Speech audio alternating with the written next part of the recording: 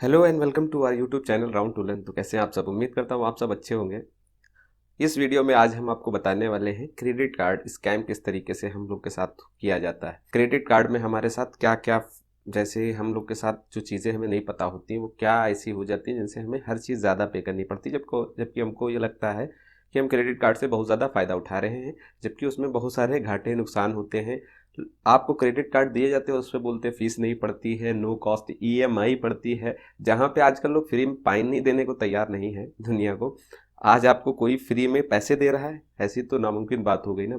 तो ये किस तरीके से आपको क्रेडिट कार्ड वाले बेवकूफ़ बनाते हैं, या आपको इन क्रेडिट कार्ड के बारे में क्या जानना चाहिए जिससे आप जो है बेवकूफ़ ना बने। तो इस वीडियो में मैंने पूरा एक्सप्लेन किया है इस तरीके से हम कौन सा कार्ड चूज़ हमें करना चाहिए कि हमें बेनिफिट भी हो और हमें ज़्यादा चीज़ों की स्ट्रेस भी ना लेना पड़े और ज़्यादा फ़ी भी नहीं देनी पड़े।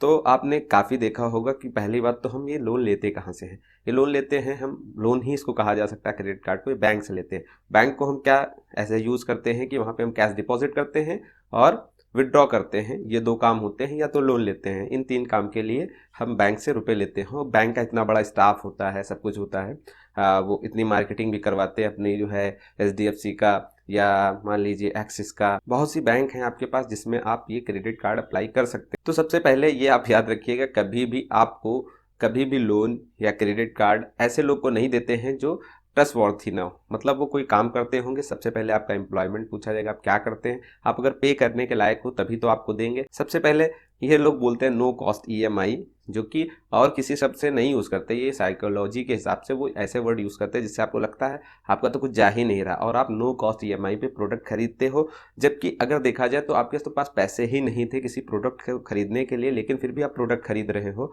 इसका मतलब है आप ट्रैप में फंस रहे हो। क्योंकि आपके पास क्या होता है, सबसे पहले जो बैंक था वो लोन देता था। लोन देने से क्या होता था, लोगों को बहुत से ज़्यादा डॉक्यूमेंटेशन करवाने पड़ते थे और बहुत मशक्क़त के बाद, मेहनत के बाद हमको लोन प्रोवाइड करवाया जाता था। तो वो उसमें हम तब लेते थे जब बहुत बड़ी कैजुअलिटी कुछ ऐसी हो जाए जिससे हमें ऐसा लगे कि अब इसके बगैर काम नहीं हो सकता, तो हम लेते थे लोन। लेकिन फिर बैंक ने सोचा कि ऐसे ये बहुत डिफ़िकल्ट काम है, लोग मतलब हमारा कैसे फ़ायदा होगा। वही सब चीज़ों से इनको फ़ायदा होता है जो इस पे इंटरेस्ट लगाते हैं। तो अब इन्होंने किया क्या, क्रेडिट कार्ड दे दिया। और क्रेडिट कार्ड लोगों को क्या ज़्यादा इतनी पूछताछ भी नहीं होती, आप इसको तुरंत खर्च भी कर सकते हो, निकाल सकते हो, विड्रॉ कर सकते हो, हर चीज़ इसको कर सकते हो। लेकिन मैं आपको आगे बताऊंगा विड्रॉ करना चाहिए या नहीं करना चाहिए। तो ये सब चीज़ें हम बड़ी ईजिली कर पाते हैं। तो हमें क्रेडिट कार्ड जब होता है हमारे पास, तो हम खर्चे अपने ज़्यादा कर देते हैं। ये एक साइकोलॉजी फैक्ट है, क्योंकि हमारे पास लगता है हमें रुपए हैं, जबकि हम रुपए हमारे पास होते ही नहीं है। ये हमारे पास क्रेडिट कार्ड होते हैं, उसमें क्या होता है कि हमको फ़ी भरनी, मतलब जो भी हम चीज़ खरीदते हैं उसके लिए हमारे पास 1 अप्रैल, मान लीजिए 1 अप्रैल से अगर हम कोई चीज़ लेते हैं या 1 अप्रैल के बाद भी लेते हैं, तो 1 अप्रैल से आपके पास दिन मिलता है कि मतलब अगले महीने की 2 तारीख को आपको जनरेट हो जाएगा बिल, जो आपने आज खरीदारी की है अगले महीने में। लेकिन उसकी ड्यू डेट होती है किसी में 10 दिन के बाद, किसी में 20 दिन के बाद। तो आपको ले दे करके 50 से 40 दिन मिल जाते हैं आपको इसको रीपे करने के लिए, मतलब इसकी पेमेंट करने के लिए। तो आपको इतना टाइम बीच में मिल जाता है। तो आप पहले का अगर सिस्टम देखें तो हम लोग जो पैसे पैसे विड्रॉ करने जाते थे, या हम लोग जो पैसे विड्रॉ करते थे, तो मसला ये था कि आप आईसीआईसी के हैं तो आईसीआईसी में ही आप पैसा निकाल सकते हैं। अगर आप एचडीएफसी के हैं तो एचडीएफसी से ही पैसा आप निकाल सकते हैं। एसबीआई के हैं, एसबीआई से पैसा निकाल सकते हैं। ये एसबीआई वाला जो काम है, या फिर एचडीएफसी, अब ये कैसे करता है, या बैंक इतना बड़ा जो है अपना हर जगह एटीएम कहाँ कहाँ तक लगवाता है। और अब हम करते हैं कि दूसरे से भी निकाल लेते हैं रुपए और आराम से निकाल लेते हैं। और फीस भी बहुत ज़्यादा, अगर ज़्यादा बार करते हैं तो चार्ज होती है, वरना नहीं होती है। लेकिन ये सहूलत के लिए कराया गया। अब वो कैसे किया गया, पहले तो लोग, जैसे हम नहीं कर पाते थे दूसरी बैंक में ट्रांजैक्शन, उसका मकसद ये था कि आईसीआईसी बैंक के हमारे पास कार्ड है, डेबिट कार्ड है, तो उसको हम ले जा करके अगर एचडीएफसी में लगाते हैं तो उसमें पैसा नहीं आता था, पहले ऐसा था।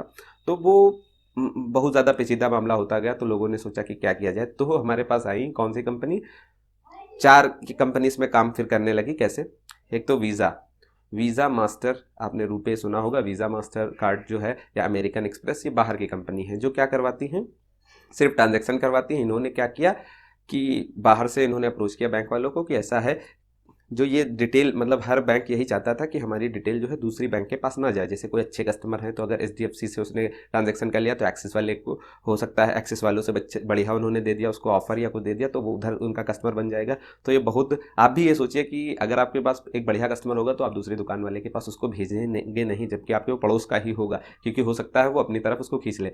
तो यही मसला था। तो इस मसले को सॉल्व करने के लिए वीज़ा, मास्टर, अमेरिकन एक्सप्रेस या रुपे, आपका ये जो इंडिया की कंपनी है, इन लोगों ने क्या किया कि कहा कि आप जो है ऐसा करिए कि हम लोग को आप डिटेल दे दीजिए, वो बैंक भी दे दे और आप भी दे दो, तो वो जब हम अप्रूव कर देंगे कि हाँ ये दोनों की मतलब मैच करे डिटेल, तो हमारे पैसे निकल आते थे, निकल आएंगे। तो इस तरीके से सब दोनों बैंक या सारी बैंक एग्री हो गई कि हाँ ये बात भी ठीक है कि एक बीच वाला बंदा जब किसी चीज़ का ट्रांजेक्शन करवाएगा वो अप्रूव करेगा, हम इधर से पैसे उसको दे देंगे कस्टमर को। इसके लिए अब ये वीज़ा, मास्टर ये जो है ये फ्री में तो काम करेंगे नहीं, कोई चैरिटी के लिए काम नहीं करता है। तो इन लोगों ने क्या किया, इन्होंने भी फीस उस पर चार्ज करी, लेकिन वो कैसे की आपको बता सकते हैं हम कैसे करते हैं। और पहली बात, उनको जो डेटा दिया गया, लेकिन ये डेटा बाहर, ये विदेशी कंपनी है वीज़ा, मास्टर, तो इनको बाहर ये डेटा नहीं कलेक्ट होता है, बल्कि इंडिया वालों ने या इंडिया में जो हमारी गवर्नमेंट है उन्होंने ये कहा कि आप डेटा सेंटर अपने इंडिया में ही आप इस्टेब्लिश करेंगे। तो डेटा सेंटर, जितना भी डेटा हम लोग का ट्रांजैक्शन का होता जाता तो वीज़ा, मास्टर इनके सबके पास है, लेकिन वो कलेक्ट रहता है इंडिया में। रुपए तो इंडिया की कंपनी है ही है, तो वो तो स्टोर यहीं पे होगा। आप फिर अब इंटरनेशनली अप्रूव होने लगा रुपया, इसी तरीके से कहीं से आप निकाल सकते हो। मास्टर वीज़ा के पास गया कि हाँ ये बंदा पैसा निकालना चाहता, आपने निकाला, कुछ ट्रांजैक्शन फीस लगी, अगर बाहर आप हैं तो ज़्यादा लग सकती है, तो वही वो लोग आपस में बंटवारा कर लेते हैं, किसी को कितने रुपये मिलते हैं। इस तरीके से अच्छी तरीके से ट्रांजैक्शन होने लगी, हम लोग को सहूलत होगी कि हर जगह से पैसा निकाल सकते। अब जैसे आप देखते हैं कि आप कहीं पर गए हैं, ठीक है, जैसे किसी शॉप पे गए हैं तो उसके पास एक कंपनी का कोई एक होती है मशीन जिस पे आप इसको स्लाइड करते हैं और आपके पैसे डिटेक्ट हो जाते हैं। तो सबसे पहले ये था कि अब क्रेडिट कार्ड ही से अगर हम जाते हैं तो क्रेडिट कार्ड में चार्ज ज़्यादा कटता है। तो क्रेडिट कार्ड का हम यूज़ करने अगर जाते हैं तो वहाँ पे क्या होता है, इसमें 4 कंपनी इन्वॉल्व हो जाती हैं। पहली होती है इशूअर बैंक, जो पैसे जिसके पास होते हैं। फिर वो बैंक के जिसके पास उसकी मशीन होगी, मान लीजिए वहाँ पे एक्सिस की अगर उसके पास मशीन है तो वो एक्वायरिंग बैंक हो गई। बीच में आए वीज़ा, मास्टर वाले या फिर रुपए वाले, जिन्होंने बैंक को वेरीफाई किया डिटेल कि हाँ ये ट्रांजैक्शन होना चाहिए। फिर फोर्थ क्या है, वो जो शॉपकीपर है वो भी अपना चार्ज कुछ ना कुछ लेगा। तो इस वजह से आप जब क्रेडिट कार्ड जाते हो लेने, क्रेडिट कार्ड से कुछ लेने, तो वो सब चीज़ें उसमें कट जाती है। अब होता क्या है, इशूअर बैंक मान लीजिए 100 रुपये का अगर ट्रांजैक्शन हो, इशूअर बैंक क्या करता है, उसमें से 2 रुपये की चार्ज काटता है, 2 रुपये का चार्ज काटता है और 98 रुपये दे देता है किसको, एक्वायरिंग बैंक को। एक्वायरिंग बैंक क्या करता है, शॉपकीपर को 97 रुपये देता है, 97, और उसमें से 1 रुपया बचा लेता है। 1 रुपये में हो जाता है वीज़ा, मास्टर या फिर ये रुपये वाले को 50 पैसे मिल जाते हैं, 50 पैसे मिल जाते हैं एक्वायरिंग बैंक को। तो ये दो ऐसे ऐसे काम करते हैं। यहाँ पे कुछ ये चार्जेस अलग भी हो सकते हैं, लोगों का बंटवारा कैसे होता हो या कैसे पार्टनरशिप चलती हो वो तो इतना नहीं जानते हैं हम लोग। तो ये क्या करते हैं, आपस में इतना बांट मिल के खाते हैं। लेकिन अब बैंक क्या चाहती है कि हम सबसे पहले सब चीज़ें इशू करना, हमारे पास जितने क्रेडिट कार्ड हो जाएं। तो सबसे ज़्यादा आप देखते होंगे मेहनत करते हैं सब लोग कि क्रेडिट कार्ड कैसे ही प्रोवाइड करवाया जाए, अपने सारे स्टाफ को लगा देते हैं कि आप ज़्यादा से ज़्यादा कस्टमर के क्रेडिट कार्ड बनवाएं, क्योंकि सब लोग इशूअर बैंक बनना चाहते हैं हर जगह पे। तो जितने भी होते हैं ऑफर आपको पर डे मिलते रहते हैं कि आप इसका क्रेडिट कार्ड बनवा लें उसका, और जैसे ही आपके पास क्रेडिट कार्ड आता है बस आप डेट ट्रैप में फंसना स्टार्ट हो जाता है। और इसी तरीके से आप जानते हो कि ये कंपनी वीज़ा, मास्टर कितनी बड़ी बन गई। वीज़ा कंपनी की तो लगभग अब 450 बिलियन से भी ज़्यादा उसकी कैपिटल हो चुकी है, मतलब वो इतना ज़्यादा बढ़ चुकी है कंपनी अब। तो सिर्फ क्या कर रही है, वो थोड़े थोड़े रुपए, आपको लगते हो 50 पैसे लेते हैं, लेकिन वो 50 पैसे जब काउंट होते, इतने ट्रांजैक्शन होते, तो उन लोगों के पास बहुत पैसे चले जाते हैं। तो इस तरीके से वो लोग पैसे कमाते, कोई फ्री में काम नहीं करता है। जब हम अमेज़ॉन, फ्लिपकार्ट पे जाते हैं और वहाँ से अपना कोई चीज़ खरीदना चाहते हैं तो उसमें नो कॉस्ट EMI लिख के आता है। हम लोग सोचते हैं कि इसमें तो कोई भी चार्जेस नहीं लगता, चलिए इसको ले लेते हैं। लेकिन आपने देखा होगा, मैंने भी ये फील किया है कि लास्ट में होता क्या है कि आप जैसे वहाँ जाते हो नो कॉस्ट EMI में, वो आपको क्या कहते हैं, नो कॉस्ट EMI ऐसा नहीं बिल्कुल काट दिया इंटरेस्ट, कि इंटरेस्ट हम आपसे लेंगे ही नहीं। ऐसा अगर किसी को नहीं लेना, पहले दिन से स्टार्ट कर देगा कि हम आपसे नहीं लेंगे, लेकिन करते क्या है, वो माफ़ करेंगे रुपए, माइनस करेंगे और बोलेंगे कि आपको एज अ कैशबैक हम दे रहे हैं, जितना आपका मतलब इंटरेस्ट लगेगा उतना हम आपको वापस दे रहे हैं। क्यों ऐसा करते हैं, क्योंकि इंटरेस्ट पे लगता है GST, तो वो बाद में आपको ही पे करना पड़ता है, बस वो आपको माफ़ कर देते हैं उतना आपको लगता है, लेकिन आप पे इंटरेस्ट जो लगता है, GST लगती है, वो आपको ही भरना पड़ता है। क्योंकि मैंने भी ऐसे देखा कि एक बिल था मेरा, बहुत ज़्यादा नहीं था, उसमें 3-4 रुपये मैंने देखा या 10 रुपये भी तक के ज़्यादा होता था। जैसे हमने कैलकुलेशन किया कि इतने का अगर प्रोडक्ट बढ़ा तो उसको डिवाइड कर दिया इतने मंथ में, तो देखा कि इतना अमाउंट आ रहा, लेकिन उसमें 10-20 रुपये ज़्यादा होकर के आ रहा था। अब वो मैंने घर को क्या बता दिया कि इतने में ये हो जाएगा आगे चल के, लेकिन अब हमको 10-20 रुपये बढ़ा के देने पड़ते हैं अपनी तरफ से, कि घर वालों को ये ना लगे कि मैं रुपये ले रहा हूँ। ठीक है, इस तरीके से मतलब ऐसा सोचेंगे नहीं, लेकिन मैं अपनी तरफ से उसमें 10-20 रुपये ऐड करता, तो वो समझिए 10-20 रुपये मेरे एक्स्ट्रा जा रहे हैं और हमें लग रहा नो कॉस्ट EMI पे हमें कुछ पड़ ही नहीं रहा है, वो चार्ज एक्स्ट्रा पड़ रहा है। अब क्या होता है कि आप जो है जॉब करते हो और आपको लगता है कि आईफोन मुझे लेना चाहिए, वो ये लेना चाहिए, और साल भर आप क्या करते हो कि आप आईफोन बुक कर लेते हो। आईफोन 14 आया, आईफोन 15 आया, जो भी आया उसको आप बुक करना स्टार्ट कर देते हो और बाद में उसमें ट्रैप में फंस जाते हो। आप पूरे साल तक उसको क्या करते हो, चलाते रहते हो EMI में। और क्या होता है कि आप जॉब कर रहे होते हो उसमें आप बहुत ऐसे होते हो कि हाँ ये आप अगर कहेंगे तो मैं ये नहीं करूँगा, और वो आप कहेंगे तो ये नहीं करूँगा, इस टाइप की आपकी मेंटालिटी अगर होती है, लेकिन बाद में आप फंस जाते हो कि यार मुझे EMI भरनी है, तो आप वही जॉब जो है बिना किसी मन के भी आपको करना ही पड़ता है। क्योंकि अब आप करेंगे नहीं तो आपको बिल कैसे पे करेंगे, क्योंकि आप तो कमाई कर रहे हैं लिमिटेड, लेकिन आपने खर्चा ज़्यादा कर दिया, लेकिन आपके पास और भी अब लफड़े आने स्टार्ट हो जाएंगे, प्रॉब्लम्स आना स्टार्ट हो जाएंगी और आप फंसते चले जाएंगे। तो कभी भी अगर आप मेरी माने तो जब भी आप करिए क्रेडिट कार्ड से, तो फुल पेमेंट में ही आप कोई भी जो प्रोडक्ट है वो खरीदिए, जिससे कि आपका पूरा जो है एकदम सही से जो डिस्काउंट मिलना है मिल जाएगा और आप फंसेंगे नहीं। और हमेशा ये आप याद रखिए कि ज़्यादातर बैंक उसी प्रोडक्ट पे ज़्यादा आपको छूट देते हैं जो बिकता कम है। ठीक है, मतलब ऐसा सब में नहीं होता है, लेकिन ज़्यादातर आपने देखा होगा जो आप कुछ प्रोडक्ट खरीदते हो उस पर वही चीज़ सेम डे में नहीं लगती होगी, जबकि उस पर लिखा होगा कि SBI या एक्सिस बैंक या इससे इतनी छूट मिल रही है, लेकिन आप कहीं कहीं पे देखेंगे जाकर के जो प्रोडक्ट की ज़्यादा डिमांड होगी उस पर वो कभी लगेगा ही नहीं।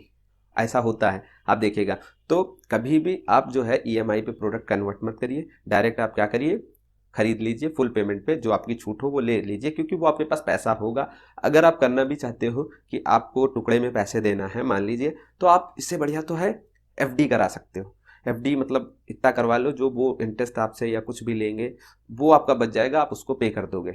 सबसे पहले तो मैं तो यही आप करूँगा, आप फुल पेमेंट करिए, चक्करों में मत पड़िए। लेकिन अगर आप कर रहे हैं तो आप जितना रुपये आपको पे करना वो पहले कहीं जमा कर दीजिए, उसको बढ़ाने की कोशिश करिए और फिर उसको पे करिए। इस तरीके से आप कर सकते हैं। अगर आप रखे रहेंगे तो वो रुपये आपको और ज़्यादा ही देने पड़ेंगे, क्योंकि हमारी जो देश है या हमारे जो भी जहाँ भी हम रहेंगे, इस देश में अपने इंडिया में रहेंगे कहीं पे, तो हर चीज़ के दाम बढ़ रहे हैं ना, तो आपका पैसा घट ही रहा होगा अगर वो रखा है। तो आप कहीं इन्वेस्ट करेंगे तो ही आपको वो मिलेगा। तो इसके लिए आपको लिंक डिस्क्रिप्शन में मिल जाएगा, जिसमें हमने खुद चलाए हैं ऐसे अकाउंट, जैसे कि कोटक महिंद्रा बैंक है।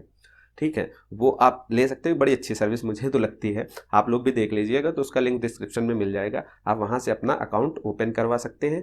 बाकी अगर आप देखें कि आपको क्रेडिट कार्ड किस टाइप का चाहिए, तो वो मैं तो कहूँगा कि जो SBI के कार्ड होते हैं उस पर ज़्यादा छूट होती है, क्योंकि इस टाइम भी मैंने देखा, जिस टाइम मैं वीडियो बना रहा हूँ, कि बराबर SBI से ही डिस्काउंट मिलते हैं। ठीक है, तो आपको मोबाइल खरीदना है कुछ है तो SBI एक बड़ी कंपनी भी, ट्रस्टेड कंपनी है, तो उसका भी लिंक आपको डिस्क्रिप्शन में मिल जाएगा। आप अगर क्रेडिट कार्ड लेना चाहते हैं तो आप ले सकते हैं, मतलब कोई फोर्सफुली ऐसा नहीं है कि आपको लेना है। मैं तो कहूँगा आप अगर नहीं आपको ज़रूरत है तो मत लीजिए। बाकी आपको थोड़ी भी ज़रूरत, अगर ऐसा लगता है कि आपको बहुत ज़रूरत इसकी पड़ रही है और आपको चाहिए, क्योंकि कुछ जगहों पर आपके लिए अच्छा भी होता है क्रेडिट कार्ड अगर सही यूज़ करें, तो आपको अगर लिंक डिस्क्रिप्शन में आप जा करके वहाँ से अगर अप्लाई करना चाहते हैं तो कर सकते हैं। अब क्या होता है कि हम लोग के पैसे आ जाते हैं, ठीक है, पैसे आपको देने होते हैं और पैसे आप कभी कभी ऐसा होता है भूल जाते हैं, तो आपको लेट फीस चार्ज लग जाती है। तो लेट फीस चार्ज अगर एक दिन हमने लेट किया तो एक दिन की लगनी चाहिए ना, लेकिन लगाते कितने, पिछले 25 दिनों से वो आपके ऊपर चार्ज लगाते हैं, वो भी 24% के हिसाब से, वो या कुछ अलग भी हो सकता है, उस हिसाब से चार्ज आपको पिछले महीने से लगा देते हैं, जो आपका बहुत ज़्यादा बढ़ जाता है। तो आप लेट फी तो कभी भरी, मतलब आपको करना ही नहीं चाहिए लेट, वरना लेट करेंगे तो आपको बहुत ज़्यादा 24%, तो आप एक हिसाब से देखो पर्सनल लोन लोगे तो आपको 15-16% देना पड़ेगा, लेकिन अगर आप क्रेडिट कार्ड से लोन ले रहे हो तो 24% तो आपको देना ही होगा। 24% से कम हो सकता है कहीं पर, लेकिन 24% लगभग आपको पड़ता है इसमें जा करके इंटरेस्ट, जो कि बहुत ज़्यादा है। 15 टू 30 हो जाता है, ठीक है, डबल का लगभग आसपास का आ जाता है मामला।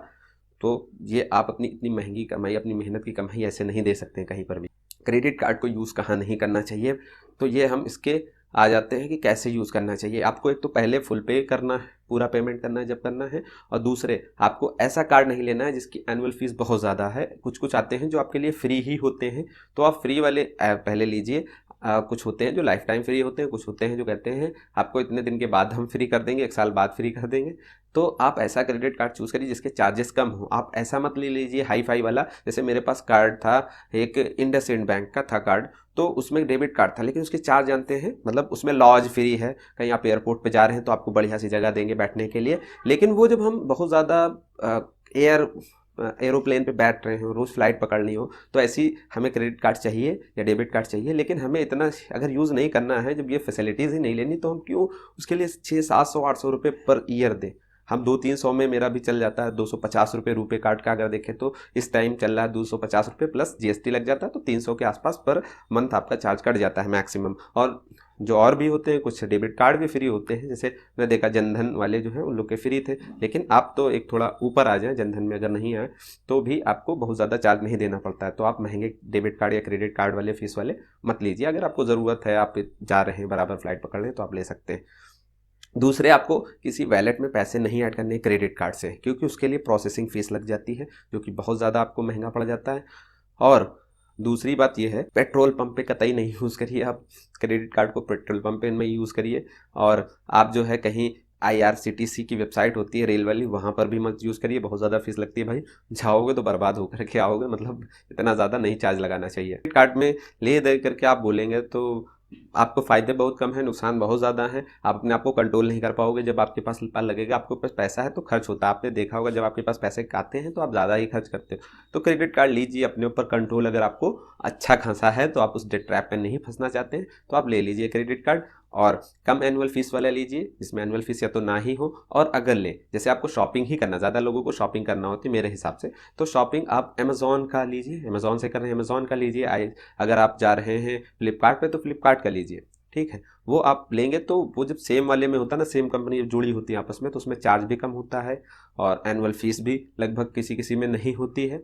तो मैंने ऐसे कई क्रेडिट कार्ड देखे हैं जिसमें एनुअल फीस नहीं होती है, और होती अगर चार्जेस होते हैं तो कम होते हैं। जैसे शॉपिंग के लिए, शॉपिंग आप कर रहे हैं तो उसमें कैशबैक भी मिलता है, ठीक है। लेकिन आप हमेशा निर्भर मत लीजिए, डिपेंड मत होइए। पर्सनल लोन उससे ज़्यादा बेटर हो जाता है जब आप इंटरेस्ट देते हो। लेकिन पर्सनल लोन को भी जब आपके पास बड़ी कैजुअलिटी हो तभी आप लेंगे, वैसे क्यों लेंगे? क्योंकि उसमें ज़्यादा डॉक्यूमेंटेशन लगेगा, आप वैसे भी उसको नहीं लेने वाले हो। तो उम्मीद करता हूँ ये वीडियो आपको काफ़ी हद तक की पसंद आई होगी। पिछली मेरी कुछ वीडियोज़ थी जो आपको फ्लिपकार्ट पे लेटर के बारे में बातें करती हैं, जिसमें हमने बताया, उसको काफ़ी रिस्पॉन्स अच्छा मिला। तो आप वो वीडियो भी देख सकते हो कि आपको ये जो फ्लिपकार्ट पे लेटर जैसी सर्विस जो क्रेडिट कार्ड टाइप की होती है वो करनी चाहिए या नहीं लेनी चाहिए। तो वो आपको भी आई बटन पे मिल जाएगा, या आप इसके लिंक के डिस्क्रिप्शन में आप देख लीजिएगा। लिंक मतलब डिस्क्रिप्शन में एक लिंक आपको मिलेगा, वहाँ से भी आप उस चीज़ को देख सकते हैं। उम्मीद करता हूँ, आशा करता हूँ वीडियो आपको काफ़ी हेल्पफुल लगी हो। अगर वीडियो अच्छी लगी तो वीडियो को लाइक करिएगा, चैनल को सब्सक्राइब करके, और प्लीज़ वीडियो को शेयर ज़रूर करिए, क्योंकि भाई हमें भी सपोर्ट मिलना चाहिए ना थोड़ा बहुत, और चैनल को भी सपोर्ट मिलना चाहिए। तो आप वीडियो को शेयर करिए। मिलते हैं अपनी इसी तरीके की किसी नेक्स्ट वीडियो में। और आप लोग कमेंट सेक्शन में बता भी सकते हैं कि आपको और भी क्या इसकी नॉलेज चाहिए, किस टाइप की नॉलेज चाहिए, तो मैं उस पर वीडियो बनाने की कोशिश करूँगा। मिलते हैं अपनी नेक्स्ट वीडियो में, तब तक के लिए जय हिंद।